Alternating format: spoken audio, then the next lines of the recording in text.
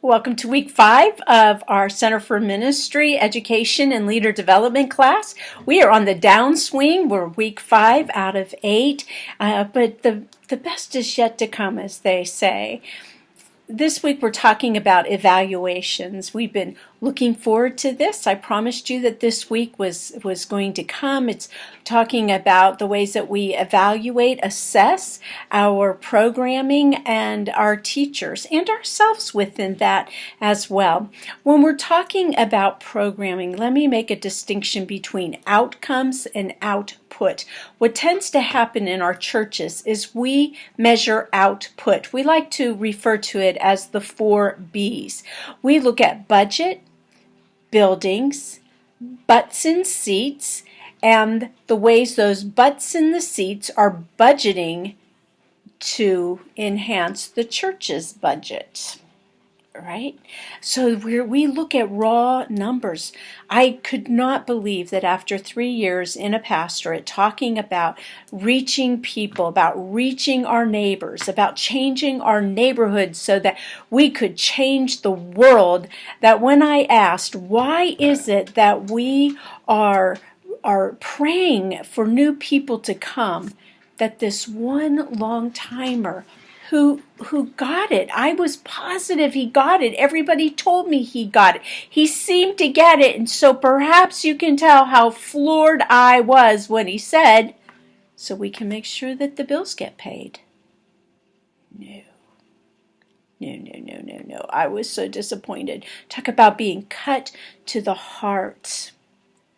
What we want to look at is not that output. We want to look at outcome. What is it indeed that we are trying to accomplish? We've been talking about disciple making, about helping people become mature in their faith. Well, this week you're really going to look at that. You're going to assess that. What is it that you're trying to accomplish? And then how well are you accomplishing that? Now, I need to tell you that in one of our readings for this week, where it's from the Kentucky Baptist Conference, and it's talking about the measures of a balanced program. It really is going to be looking at measuring outputs. I get those two confused, so don't worry if you do as well. It's looking at output, but there are some pieces to take away. And quite honestly, one of the assessments that we have to make, particularly if we're in a position to be putting money out and that we have to make decisions, we really do have to look some at output, but output doesn't matter if there aren't any outcomes to go along with it, right?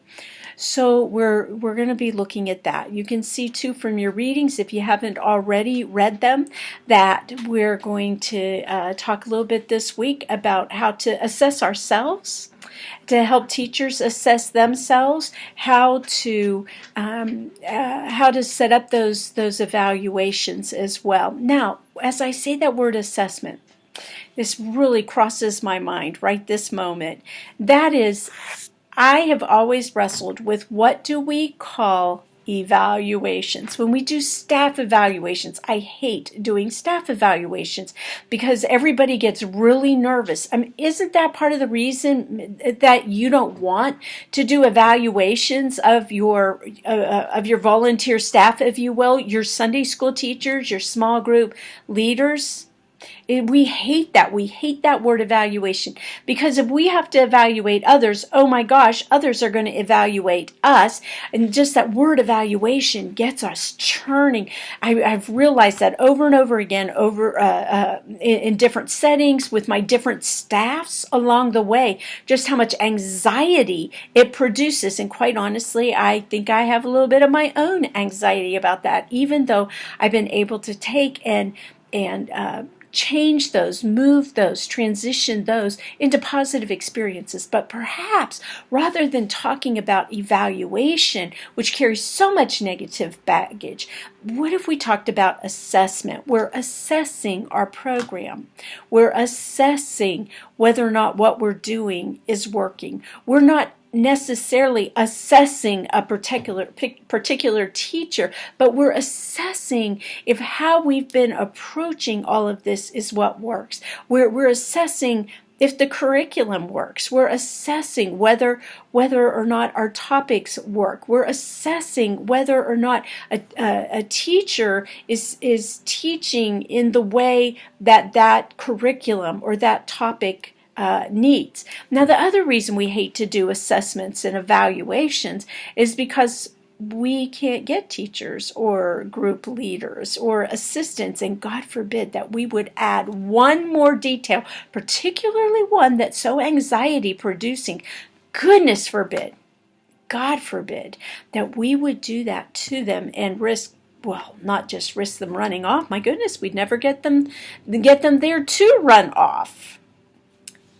So let's look at that and see how we might be able to bridge some gaps, how we might be able to get to that place where we can truly assess our ministry, our leadership development, that we could assess our, oh, I hate this word, I've told you that before, our programming, to see if it's working, to see what those outcomes might be, to see how is faith gaining, and is it perhaps that we're able to bring our unpaid staff, those saints that have been teaching in our Sunday schools forever, is it possible that when we together have a conversation that assesses, an assessing conversation about what we're doing, about what curriculum we're using, about what outcomes we're looking for,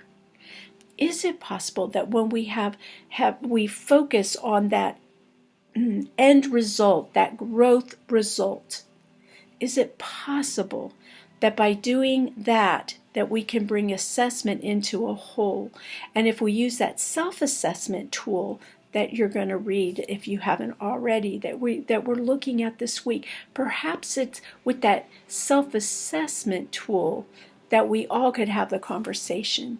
And so what would happen if, instead of calling each Sunday school teacher in one by one, or calling them out, or taking them to coffee or tea or Coke or whatever, one by one, what if we sat together in our age groupings and we had that conversation? What is it that we want our outcomes to be? What is it that we're trying to produce in our preschoolers and infants, in our children, in our youth, in our adults, in their different stages, not just ages, but stages of their lives?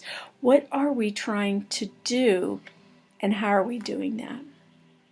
And if hopefully, not if, since you've been thinking about that, you're going to bring that conversation with you to say, this is what we're trying to do. You don't want to set them up. You don't want to leave it out there for the lowest common denominator. You want to say that our responsibility is to be producing, right? Our outcome is to be, and then to talk to them about this lifelong discipleship, mature people, children, mature in their faith.